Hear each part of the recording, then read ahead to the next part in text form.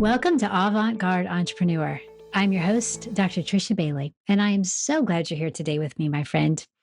In this special episode, we're diving deep into one of the most defining traits of every successful entrepreneur: resilience.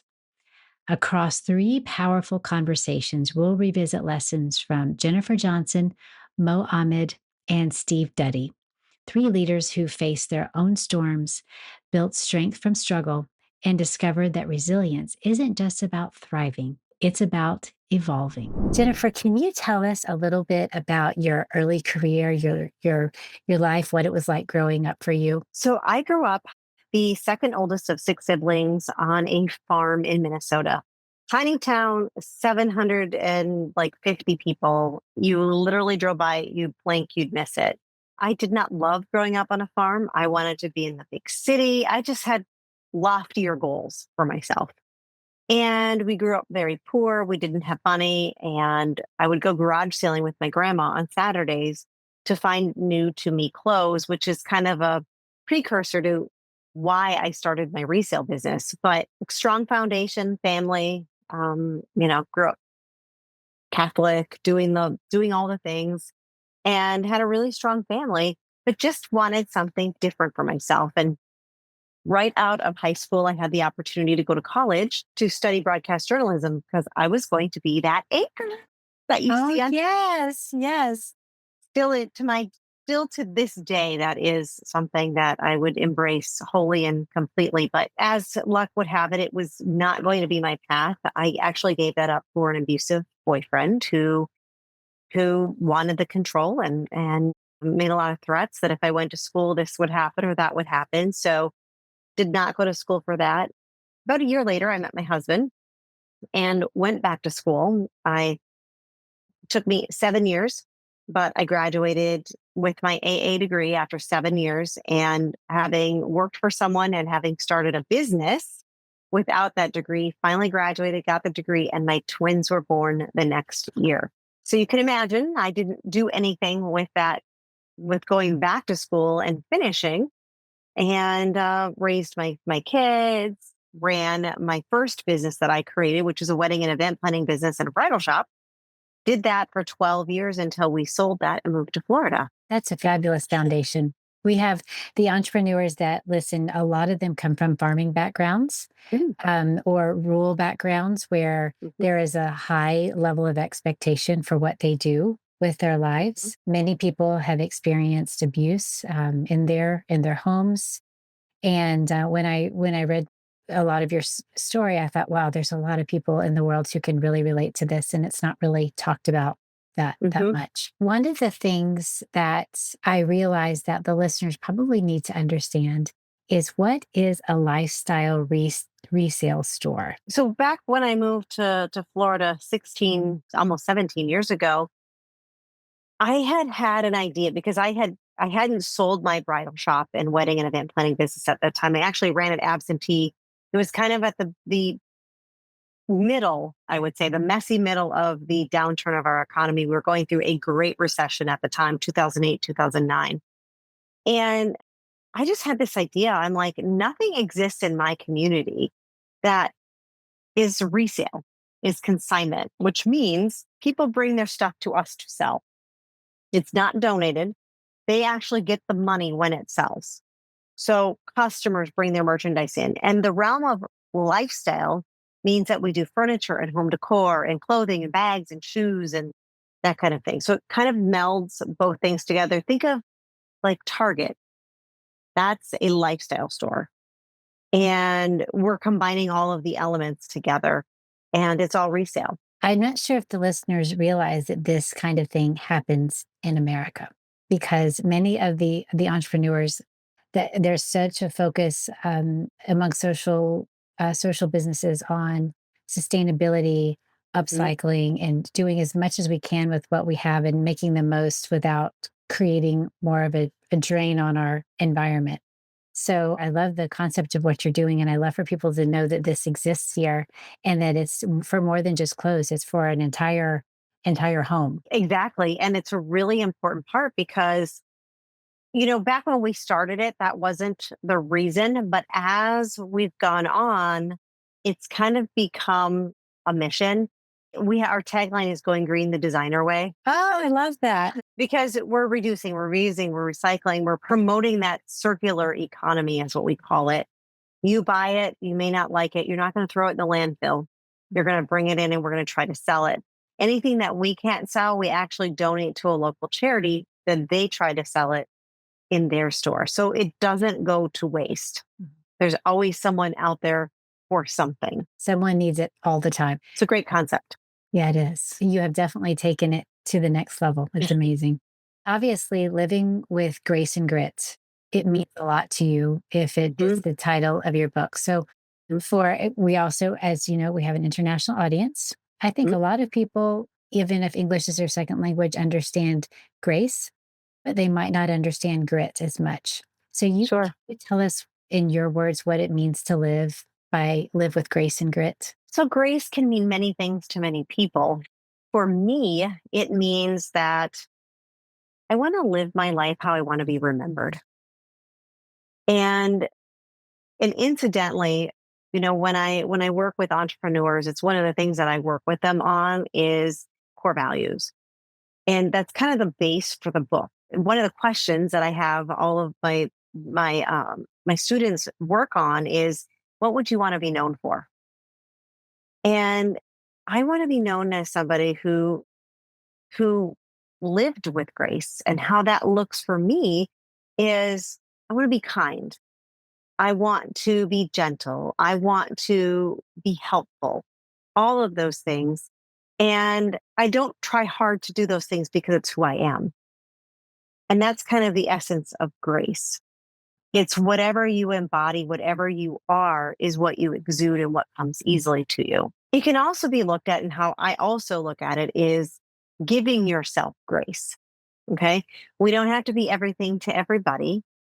If you come from a place of understanding that and being at peace with that, you're going to be far better off in everything that you do, because the other parts naturally happen then.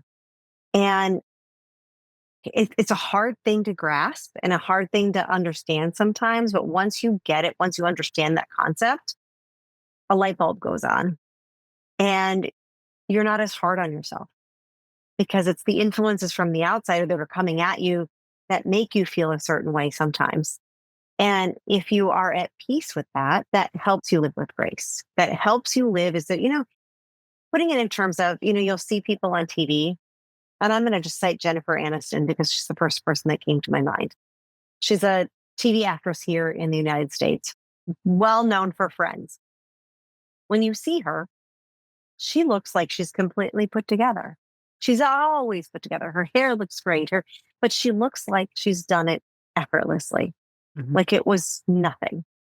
That's what I mean. That's the tangible explanation of grace. That's a wonderful explanation. And I think we all need a reminder to not be so hard on ourselves. I think we tend to assume that even though we might be graceful with others and give others permission, we don't give ourselves that permission enough. We are always going to be our worst critic. I'm sure you've heard that a million times, but we will be, because, what expectations do we have to live up to? It's really what's in here. Yeah. It's interesting. Just a few days ago, I found myself shoulding myself, shoulda. And I thought, if my best friend was coming to me with this, what would I suggest they do? And it's amazing how that shift, it just put this ease over me. And I realized how critical and how hard I was being on myself. And I know better. And I still do it every now and then. We're human, really. Yeah. We're human. And the thing is if you're doing something to yourself, yes, put yourself in someone else's shoe. Would you do that to someone else, what you're doing to yourself? No, because you would say that's cruel and unusual punishment. Yes. Because that's how hard we are on ourselves. Yeah. So how about grit to an international audience? How do you explain this beautiful concept? Really, when you boil it all down, it just means going for it. Whatever it is you have in here or you have in here and you want it, you go for it. And that grit means You're grinding it out every day. You're passing through those obstacles. You see an obstacle, you're like, nah, it's a challenge. I can get past that. It's finding your way around and navigating the challenges to get to where it is that you want to be. Listen, I said at the beginning that I didn't finish college. First of all, I didn't even go, right? Until a year later, until my husband convinced me to. And I went to school, got my AA, and then had my kids. Okay. So some people would have raised their hands and went, I'm done. I don't need that. I have a business. I created a business. I didn't need to do any of that. But me, with the grit that I have, I am doing this and I'm doing it for me because it's in here. I went back to school 2 years ago because my twins graduated high school. And I'm like, I'm doing this. Now it's my time. And I just took my last class. It was statistics. Wow. I've said all my life, oh, I'm not a numbers person. And I've stopped saying that to myself. But I got a B in my statistics class. Wow. Congratulations. And so I get my diploma in October, but I'm actually graduating, walking across the stage in December. And I remember someone looking at me going, you're walking across the stage? I said, yes, I am, because I earned this. I earned that spot. And so I don't just talk about grit. I model it for other people. I model it for myself. Remember when, you can do it. So it's doing the thing. It's doing the things that you want to do. At the end of the day, that's what it is. Jennifer reminded us that grace is how we treat ourselves in the struggle, and grit is how we keep moving through it. Our next guest approaches resilience from a scientific and spiritual lens, redefining what it means to be strong in business and life. Here's Mo Ahmed. I find it interesting that you came in from the engineering perspective, and that's what everything in your mind was built around, was order and process. And then to shift the entrepreneurial mindset, I can imagine that, first of all, it had to be a huge challenge because it's a totally different world. But I can see how your structure, perhaps the personal discipline that tends to be built into the mindset of an engineer, helped you stay a bit more balanced than a lot of entrepreneurs who just have this idea and start. Well, it was definitely, sometimes it's a blessing, sometimes it's the other way around. Yeah, that's true. Because at the end of the day, when you have the engineering mindset, you want everything almost to be perfect because you have control over the process, especially when it comes to software. You have control over the code, where it runs, how it runs, and so on. And then when you try to map this to the business, sometimes it's not possible to do that. And actually, maybe I'll share a story with everyone here. When I was working on my business part-time, I wasn't able to finish everything. And then the day I moved full-time, I was happy. I was saying, okay, I'm going to do everything that I was not able to do before. First day, I created the to-do list, around 20 items. I did only 7 or 6 of them. I said, okay, next day I'm going to come and finish everything. And then the list keeps going and going and going, bigger and bigger and bigger than the things that I'm not able to do. And I realized that the more work, or the more you think about what you can do and the more work you add to yourself, the harder it gets. It's not about working harder. It's about actually how do you prioritize. And I realized that it's not about listing everything that I need to do. It's about listing things that must be done today and drawing a line and saying, what do you really want to ignore today? Even if it's just calling you, an email that is calling you or a message that is calling you to respond to, you need to draw a line and say, you know what? This is not the most important thing to do today. I think engineering definitely mentality helped me to think this way in a bit more structured. But again, engineering is going to give you the structure, but it's not going to give you the mindset and how to prioritize in business. And this is the transformation that a lot of entrepreneurs need to go through. It's managing the gray area when it's the things that you can't control. Exactly. So you built and you sold your company, perhaps companies at the time. What inspired you to shift into more full-time mentoring and coaching, or are you still running businesses and mentoring and coaching? Yeah, I'm doing them, of course, together. Okay. At a certain point, when I sold my last company, I took a step back and I said, okay, I can go and build another company, or maybe I should have my impact can be much bigger if I help entrepreneurs. Now, okay, helping entrepreneurs can be done in so many different ways. And there are a lot of people out there that can help them in sales and marketing. I still help entrepreneurs in sales and marketing and fundraising and all the aspects of the business. But I decided actually to focus on what really matters for the entrepreneur. Mm. Now, if you think of the entrepreneur is like the hub that brings so many things together.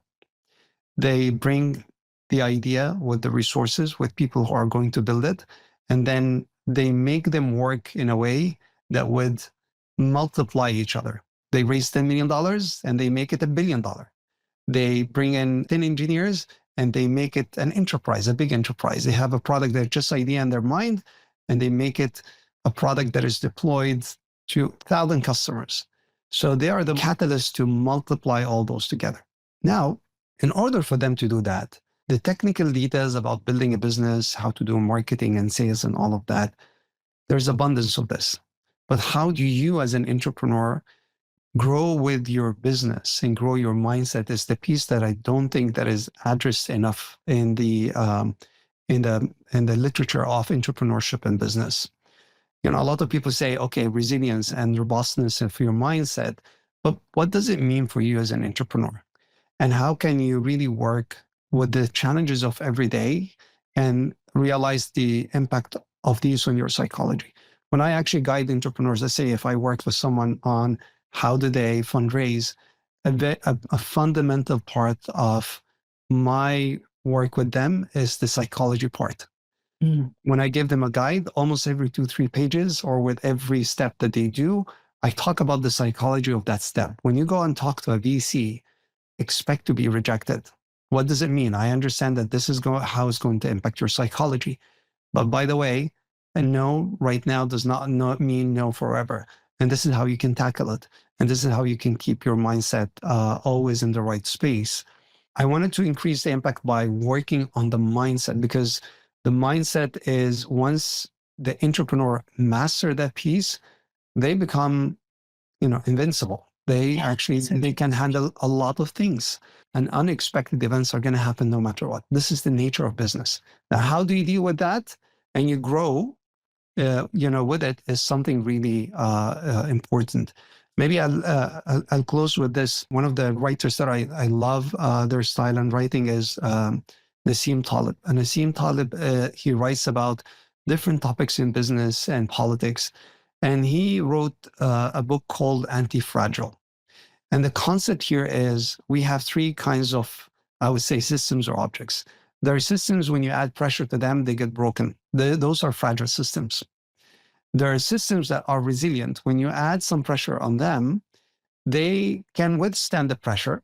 But at a certain point, when the pressure is too much, they will be broken. And the last kind of systems or people, when you add pressure on them, they become stronger. Now, how do you build that as an entrepreneur? The more pressure you get, you become stronger over time and you grow with your business. That's I believe is the key to success, not only in business, but in life, because life is not easy and will never be easy. You can make it rewarding. And that's the key. You're not going to make it easier. You're going to make it more rewarding, and you grow, exponentially and much faster than everyone else.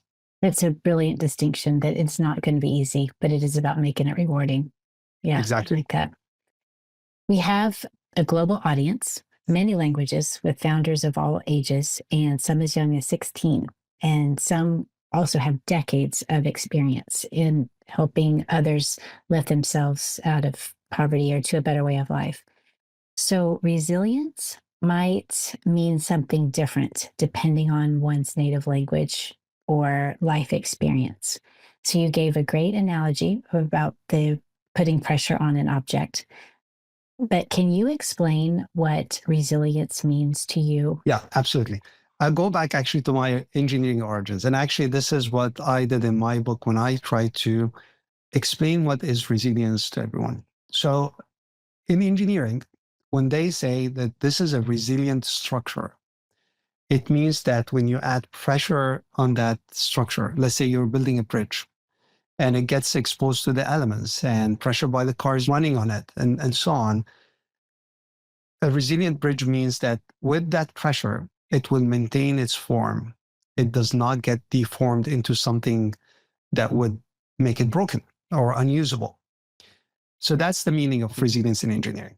Now, let's map this to our mindset into the entrepreneurship. What does it mean for an entrepreneur? First of all, an entrepreneur is a very special person because this is a person who would have a mindset that is not, we do not have abundance of it in this world. He's challenging everything. He or she would challenge everything around them. They are they're positive about their abilities. They also have the abundance mindset. There are a set of mindset that they have as part of their character. Those mindsets, it could be something that they're born with, or maybe something that they're acquired. I believe that anyone in this world is capable to be an entrepreneur.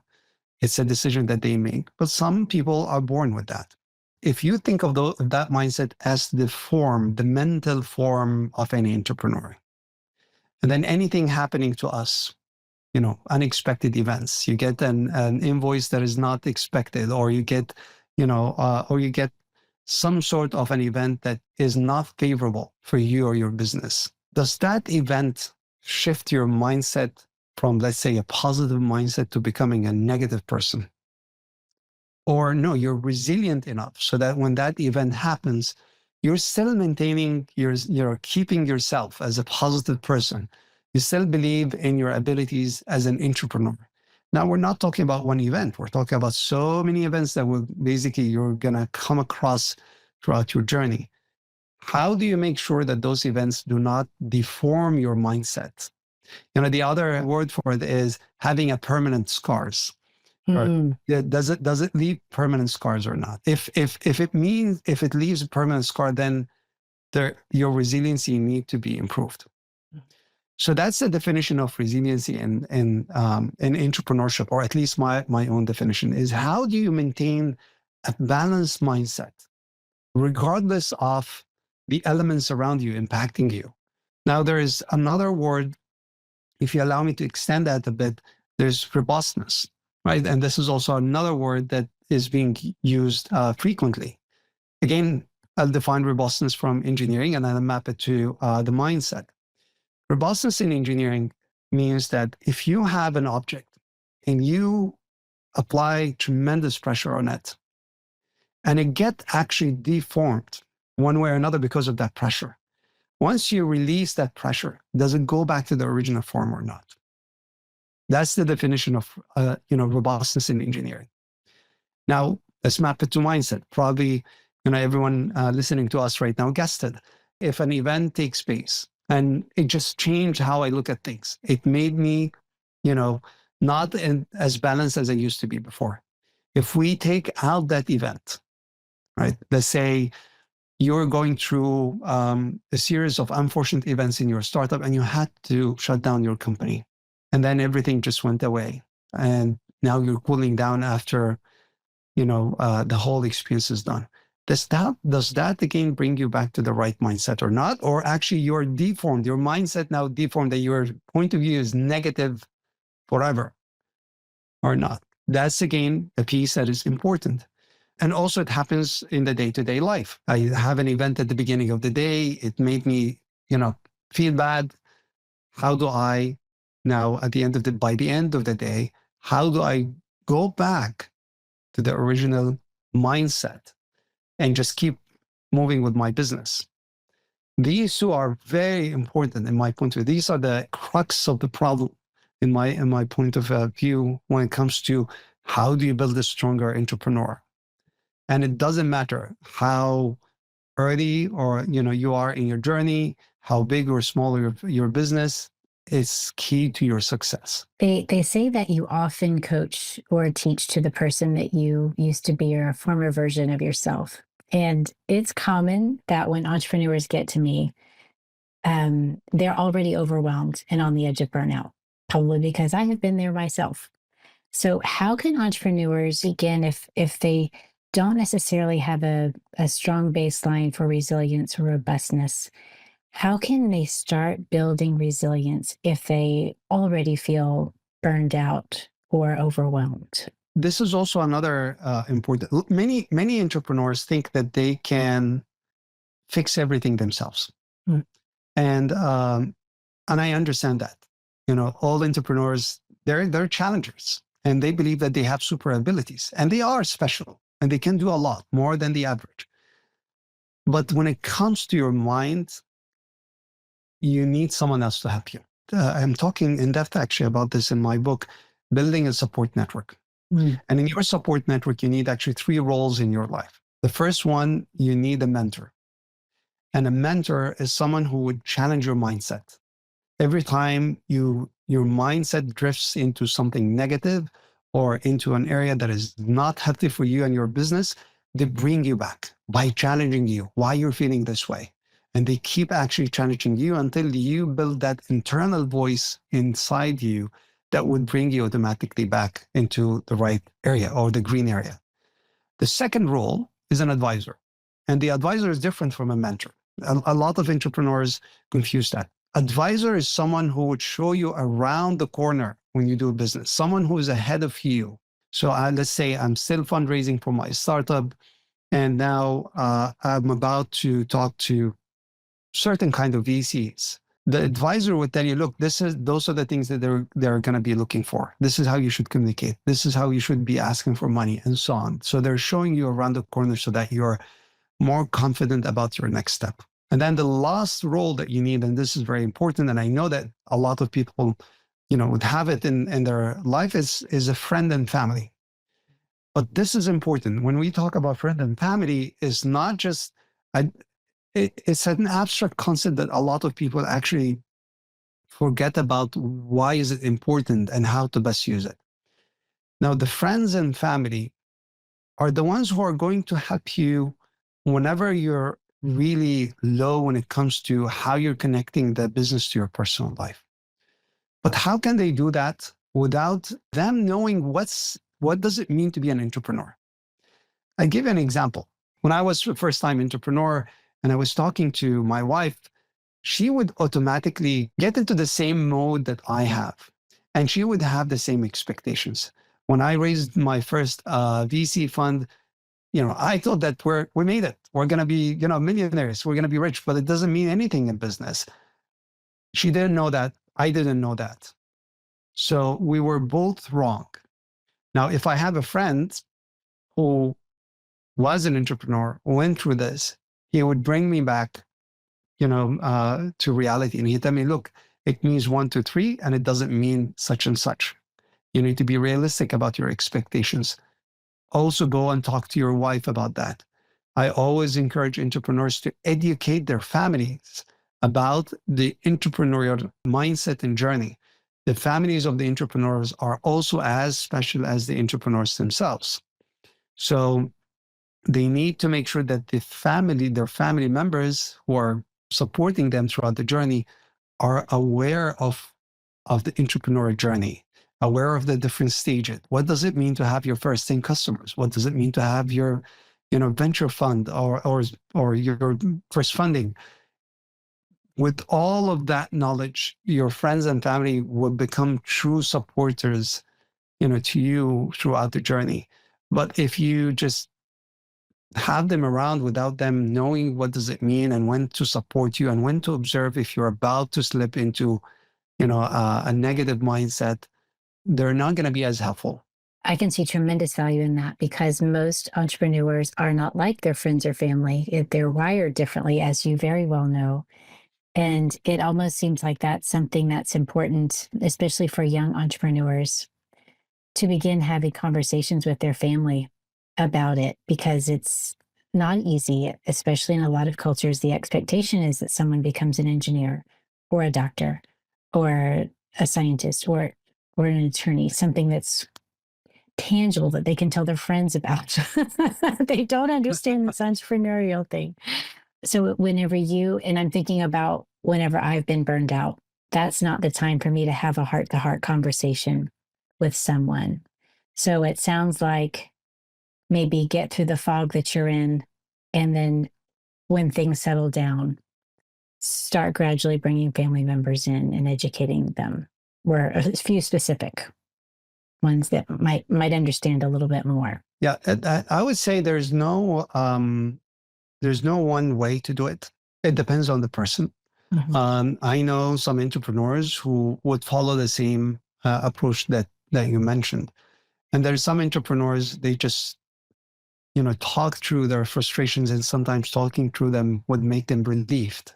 Yes. And even though they're still early on tackling that problem, some entrepreneurs, especially the extroverts of them, they think as they speak. So they want to speak with someone so that they solve the problem, even if that person is just silent most of the time, but just feeling that they're getting out whatever inside, make them think and make them figure out the solution.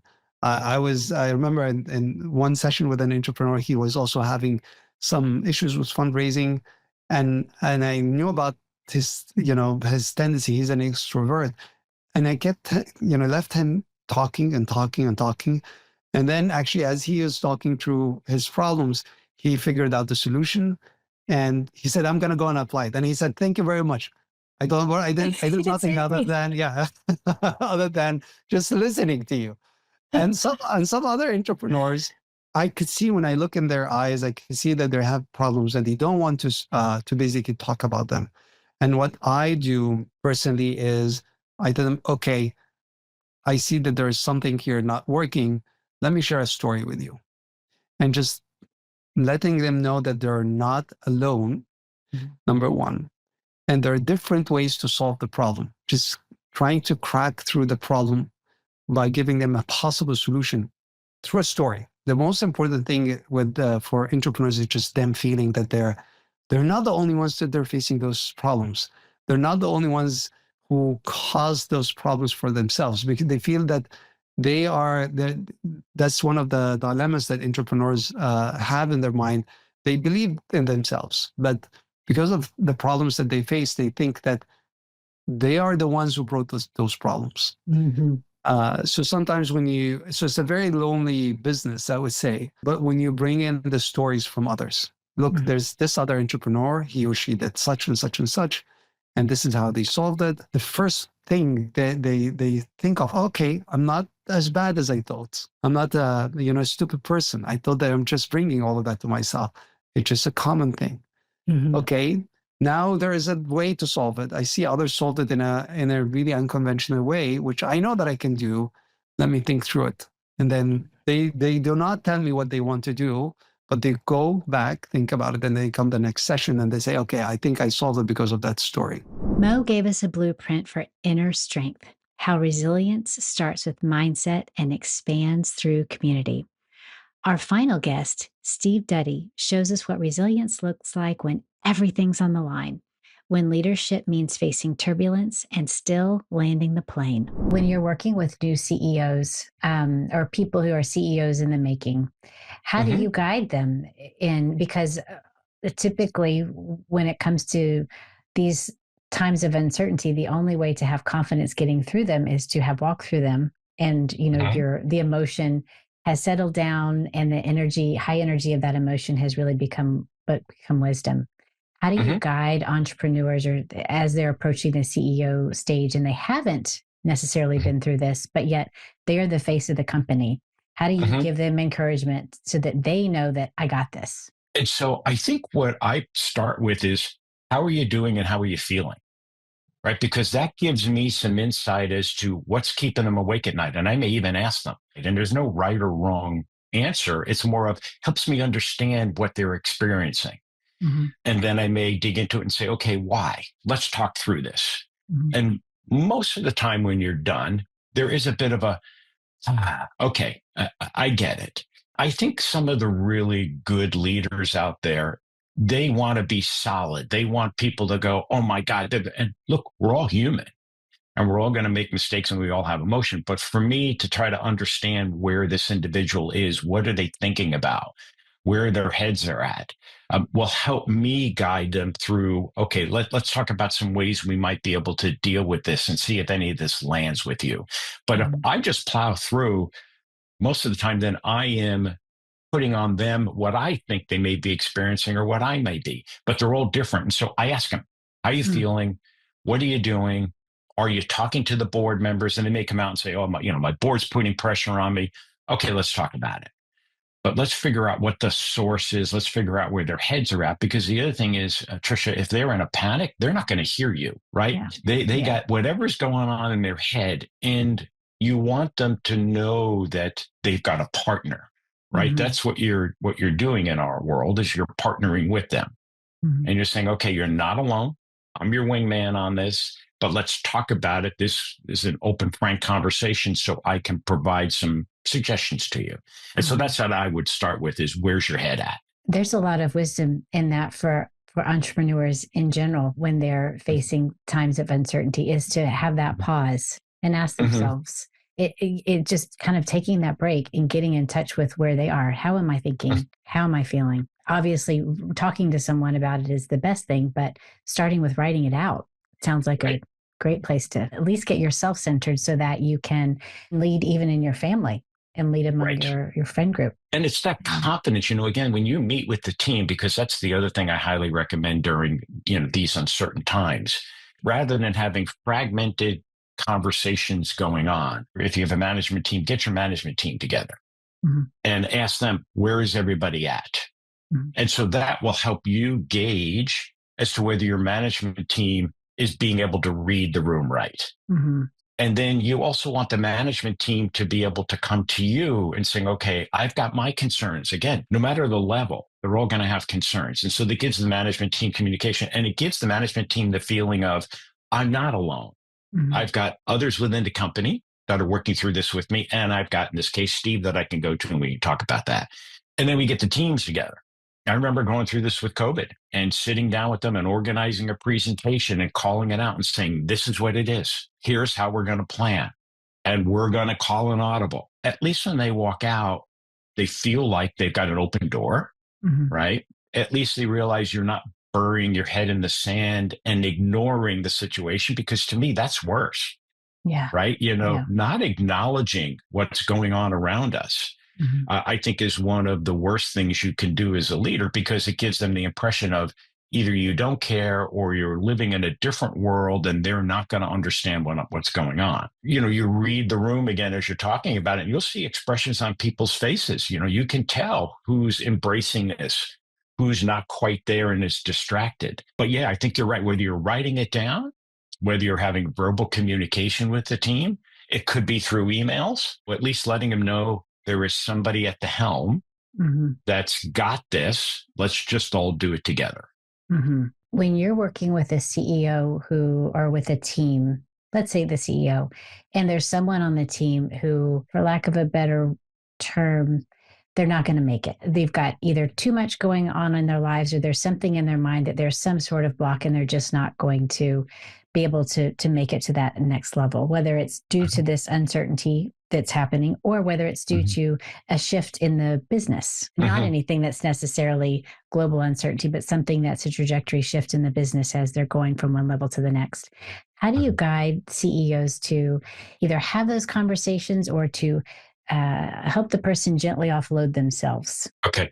And that has been one of the things that I struggled with the most in the past. So I'm kind of glad that you brought it up, because it felt like to me, I had a tendency sometimes to keep underperforming or poor fits longer than they should have.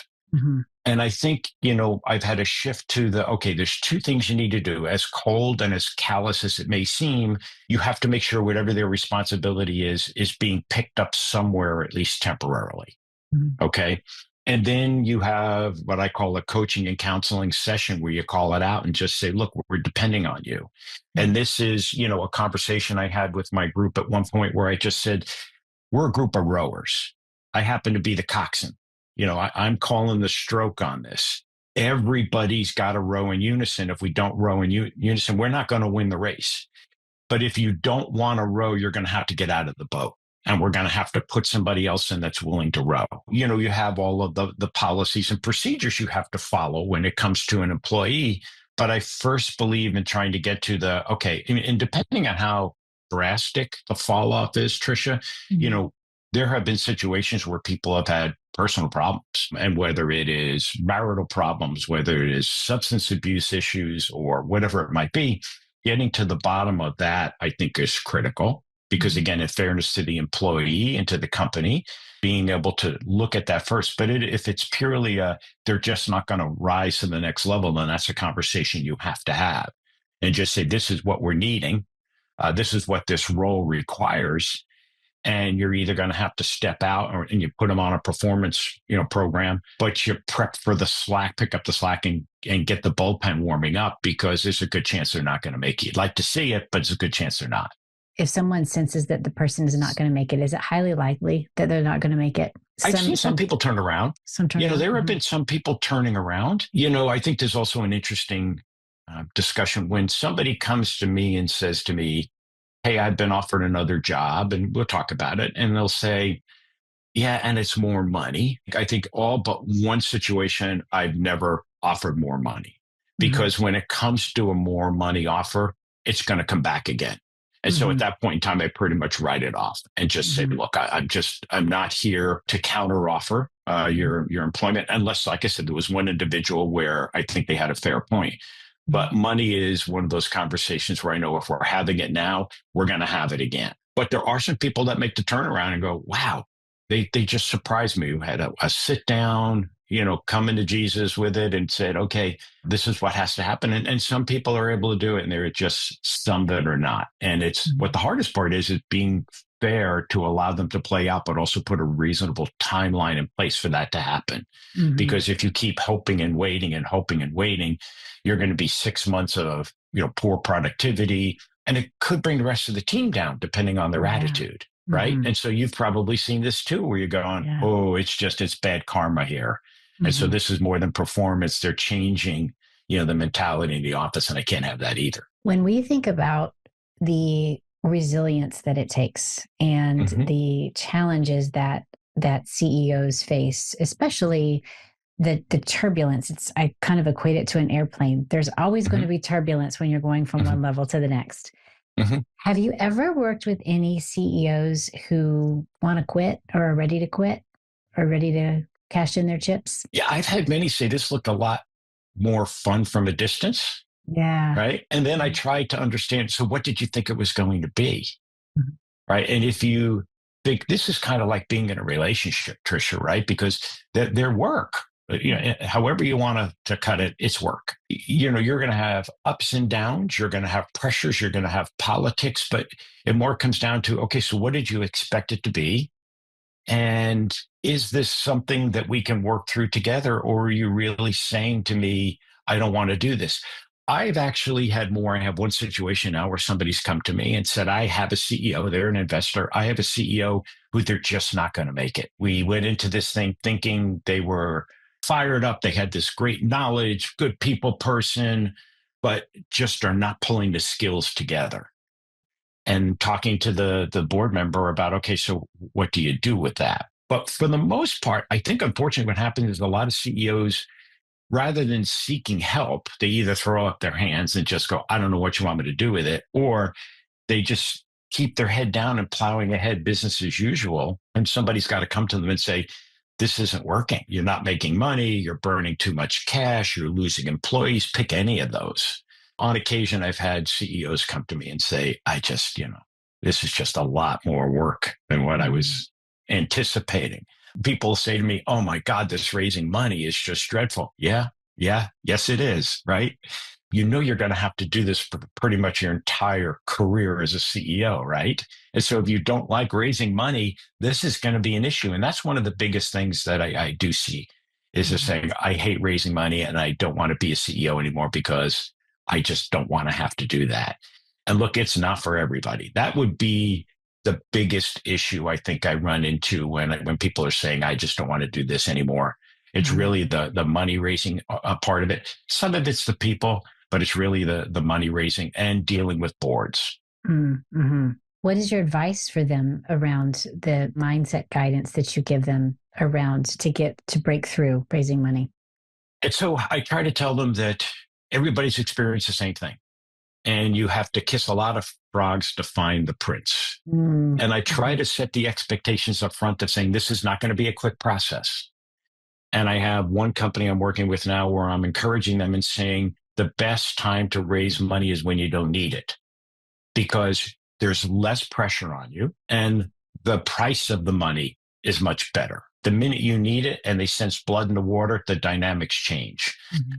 But if you go into this and say, here's what to expect, you're going to have to talk to 100 or more, right? You're going to hear a lot of no's. And remember, they're saying no to the product, not no to you. You may have deals that fall out. The deals are going to take 6 to 9 months. You're going to have a drop off in communication with investors in August because of summer months. It's going to dry up at the end of Thanksgiving and it's not going to kick back off until JP Morgan. Right. And so I try to give them some things to expect. So at least they can walk out of there and go, okay. And so I've only talked to, I'm making this up, 10 people. There's no way you're going, unless you struck pay dirt or luck somewhere. And so I try to start with that and saying this is just the world that we're living in, and raising money is tough and everybody is vying for the same amount of money. And then I get into, okay, so where is the investor's mindset? Investors have hurdles that you're going to need to jump in order to clear, what they need to feel comfortable and confident. They're risk adverse these days. And so trying to give them this is what the process is going to be. You're going to be told no. You're going to come out of there and feeling like, I can't do this. I'm not going to do this. We're never going to raise the money. Let me help you with investors. I have a company right now where I presented a list of potential investors, but I said to her, these are not all going to be good fits for you. And let me tell you why, right? Because there's no sense in sending them off to people where it's going to be a no. That's just not where they invest. And so I try to lend as much knowledge as I can, so at least they can gather that experience, if you will, within a conversation and going, okay, Steve told me this is what I should expect. Mm-hmm. They'll come back to me and go, yeah, you were right. And going, okay, so how do you feel? Right. And they'll tell me, I feel, okay, at least I know where they're at now. Right. And say, okay, we got another 90 more we have to do this with, or even get on the phone. There's been somewhere I'll get on the phone with them and say, look, I am happy to help represent you as your wingman, however you want to do it, on the call, because it is just, if they see it and look at I get this, and they're telling Steve the same thing they're telling me, they go, okay, and then let's see how Steve reacts to it when we're done. And Steve's like, okay, this was not going to be a good fit anyway, so let's go on, right? And so sometimes that will help them as well. I have one company I'm doing that with where I'm saying, okay, I'll get on with you. It's cool, let's do it. But yeah, I think trying to set expectations with them so they're not shell shocked when it's unfolding helps quite a bit, and lets them hopefully realize it's not you. For the most part, this is just part of raising money. As we wrap up this special episode on resilience, I want to take a moment to thank you, not just for listening, but for growing alongside me in this season. Jennifer reminded us that resilience begins with grace. Mo showed us that it deepens with self-awareness and discipline. And Steve proved that leadership means staying calm when the skies get rough. These stories are powerful reminders that every setback is just another step toward becoming who we're meant to be. As Avant-Garde Entrepreneur takes a short break, I want you to remember this. Your work matters. Your voice matters. And the world is better because you keep showing up. I'm Dr. Trisha Bailey, and it has been an honor walking this journey with you. Until next season, stay encouraged, stay inspired, and stay resilient.